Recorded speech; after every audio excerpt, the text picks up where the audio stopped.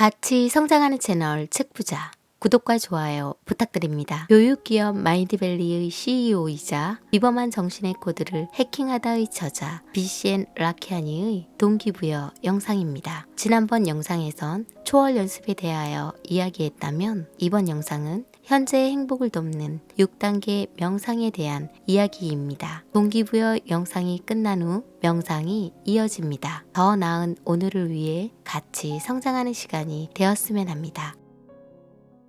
인생을 어떻게 살아가느냐를 생각해 볼 때 인간에게는 6가지 요소가 필요함을 알게 되었습니다. 인생을 어떻게 살아야 하는지 깨닫게 된다면 그것들은 아주 작동을 잘하게 됩니다. 행복한 인간에게 필요한 6개의 니즈는 기본적으로 이렇습니다. 첫째는 사랑과 연민입니다. 모든 인간은 삶에서 사랑과 연민이 필요하다고 저는 믿고 있습니다. 둘째는 감사입니다. 행복하다는 것은 당신의 행복이 미래의 어떤 목표와 묶여 있는 것이 아닌 지금까지 달성한 것에 대해 기뻐하는 것을 말합니다. 셋째는 화목입니다. 당신 주변의 사람들과 이 세상에서 함께 평화롭게 사는 것입니다. 넷째는 비전입니다. 앞에 언급한 3가지와 함께 당신의 미래가 어떻게 펼쳐지기를 바라는지에 관한 비전을 가져야 합니다. 다섯째, 조절 감각은 당신의 일상과 삶을 매일 어떻게 전개할지 조정하는 것입니다. 마지막,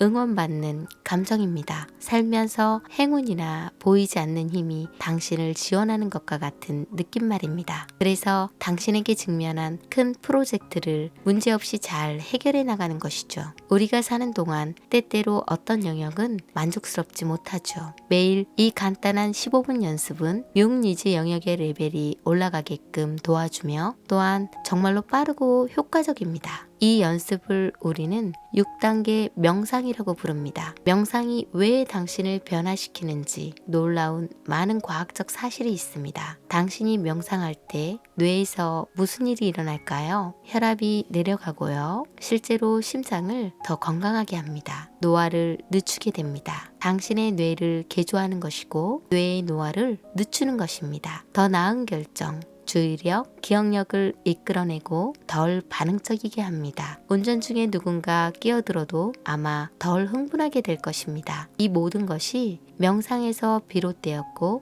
더 좋은 점들이 있죠. 그럼에도 조금 슬픈 사실인데요. 이런 장점에도 왜 바로 당장에 하지 않을까요? 때로는 명상이 어렵거나 복잡하거나 혹은 문화적, 종교적 연습과 함께 견뎌야 하는 것으로 알고 있기 때문이죠. 기쁜 소식은 당신의 생각을 없애지 않아도 된다는 것입니다. 최소한 제가 알려주는 스타일은 그러지 않아도 됩니다. 이것은 적극적으로 마음을 다잡고 어떤 일에 성찰하도록 자신에게 계속해서 질문을 하는 것입니다. 이 모든 것은 15분 정도 걸리고 이것은 당신이 매일 아침에 하고 싶은 무언가가 될 것입니다. 우리는 사회와 문화를 만들어 왔지만 그 안에서 우리 대부분은 머릿속에서 일어나는 많은 일들이 통제 아래 있음을 망각하고 있습니다. 인간으로서 우리는 물리적인 진화에는 발전이 있었지만 정신적인 발전과 진화는 그렇지 못했습니다. 사람들이 일어난 후에 샤워는 거르지는 않죠. 하지만 많은 사람들이 두려움, 불안함, 스트레스, 우울감을 느끼며 일어나지만 무엇을 어떻게 해야 할지 모릅니다. 그것에 대해 훈련을 받은 적이 없기 때문이죠. 감사와 같은 간단한 연습으로 행복의 레벨을 높일 수 있는데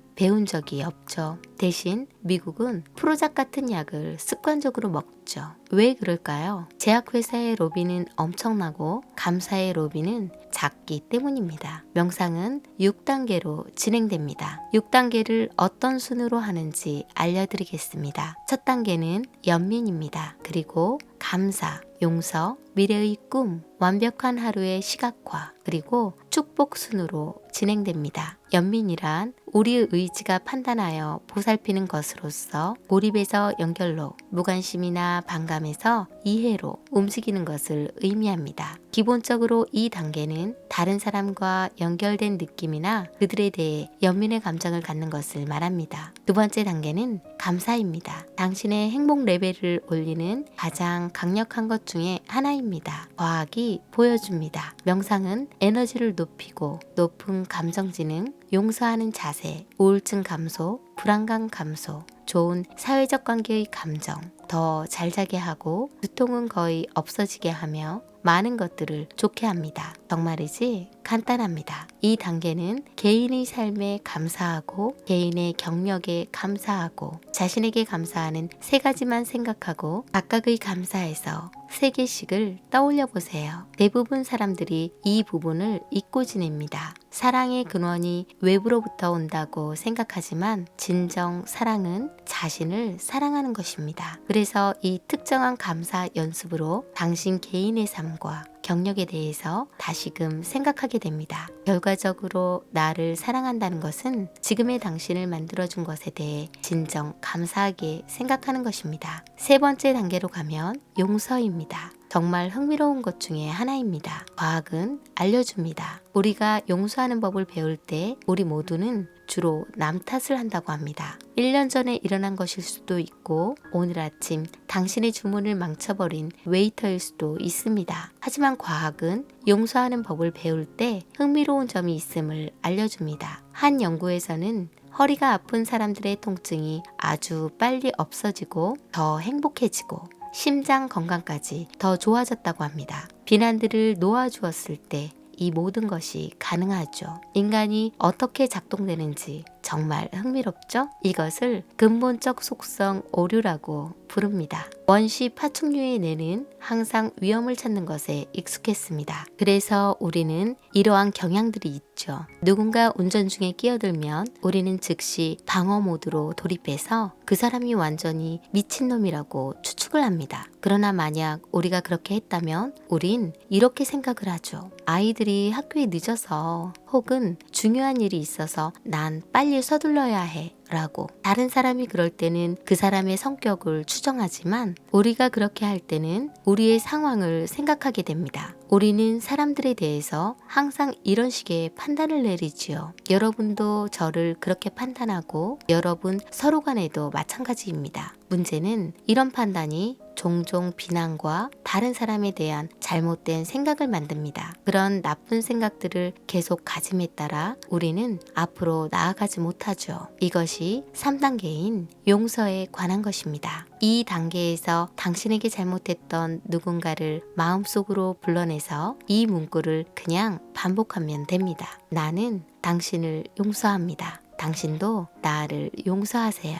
간단하죠. 이제 4번째 단계로 갑니다. 4번째 단계는 미래를 꿈꾸는 것입니다. 자, 지금까지 우리가 말한 모든 것은 현재를 살고 있는 우리의 행복에 관한 것입니다. 이제 당신의 미래에는 무슨 일이 일어날지를 생각해보죠. 저는 이 단계를 무척이나 좋아합니다. 어떤 사람들은 이 단계를 창의적 시각화라고 부르죠. 제가 매일 했던 중요한 것 중 하나는 인생에서 하고 싶은 것을 끌어당겨 명상으로 그것을 시각화하는 것이었습니다. 당신의 뇌에 관한 정말 흥미로운 것이 있는데요. 우리는 1년 안에 할 수 있는 것을 과대평가하는 경향이 있지만 3년 안에 할 수 있는 것은 과소평가합니다. 이것에 관한 연구도 있습니다. 그래서 저와 마찬가지로 당신이 시각화를 할 때는 3년 후를 생각하세요. 3년 후에 무엇을 보든지 그것을 2배로 만드세요. 왜냐하면 우리 뇌는 실제 능력을 과소평가하는 경향이 있기 때문입니다. 정말이지 흥미로운 현상입니다. 유명한 에세이 무아에서 저자 켄 윌버는 이렇게 말합니다. 위대한 성인,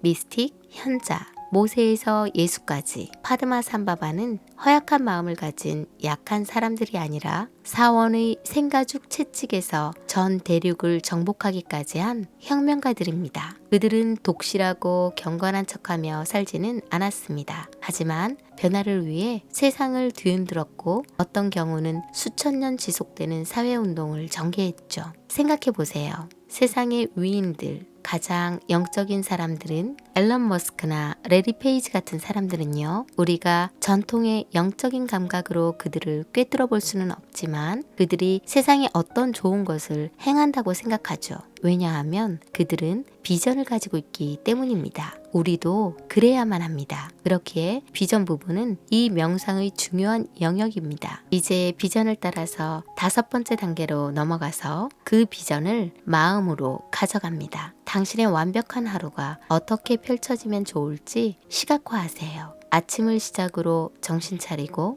신나게 일하러 가고 엄청난 동료들과 멋진 점심시간을 즐기면서 좋은 아이디어를 떠올리게 하거나 조금 일찍 집에 돌아와 아이들과 노는 것을 그려보는 겁니다. 왜 이것이 효과가 있을까요? 완벽한 하루를 시각화하는 것이 왜 그렇게 잘 작동할까요? 어떤 사람들은 당신의 생각이 현실을 만들기 때문이라고 생각합니다. 그런데 제가 발견한 것은 이겁니다. 자신에게 말할 때 하루의 결과에 내가 영향을 미칠 수 있다고 봅니다. 나는 정말 좋은 점심을 가질 것이야 라고 결심을 하는 거죠. 뭔가 잘못된 일이 발생해도, 말하자면 웨이터가 주문을 망쳐서 늦거나 테이블에 우유를 쏟아도 당신은 크게 신경 쓰지 않을 것입니다. 그 대신 음식의 맛, 친구들과의 대화, 좋은 아이디어에 더 많이 집중하게 될 것입니다. 식사를 하는 동안의 말입니다. 이것은 실제로 당신의 뇌를 적극적으로 훈련하는 것입니다. 부정적인 것은 무시하고 긍정적인 것을 집중하고 받아들이는 훈련이죠. 당신의 마음으로 세상을 움직이든 못 움직이든 당신은 행복의 레벨을 바꾸고 삶의 좋은 면에 감사하는 법을 배우는 겁니다. 그럼 이제 마지막 단계로 갑니다. 우린 축복이라고 부르는 단계죠.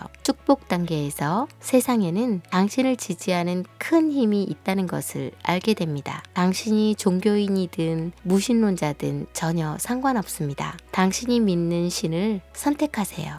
혹은 당신이 믿는 더 큰 힘을 선택하세요. 무신론자는 미래의 자신이어도 좋아요. 당신의 비전, 완벽한 하루, 인생에서 원하는 모든 것이 지지받고 있다고 상상해 보세요. 강한 에너지가 당신 내부로 흐른다고 상상하고 그 힘으로 당신은 깨어나고 일상 속에서 원하던 것이 만들어지게 하는 것입니다. 이것을 축복이라고 부릅니다. 그래서 저에게 명상이란 그저 젠 상태도 아니고 호흡에 집중하는 것도 아닙니다. 그건 명상 상태로 가기 위한 방법일 뿐이고 대부분 여기까진 잘하는데요. 명상은 원하는 것을 어떻게 하면 얻을 수 있을지를 명확히 아는 것이며 매일 몇 분 동안 당신의 비전에 집중하는 것입니다. 지금까지의 내용은 비셴 라케아니의 동기부여 내용 중 일부를 한국어로 녹음하여 만들었습니다. 오늘은 1. 연민 2.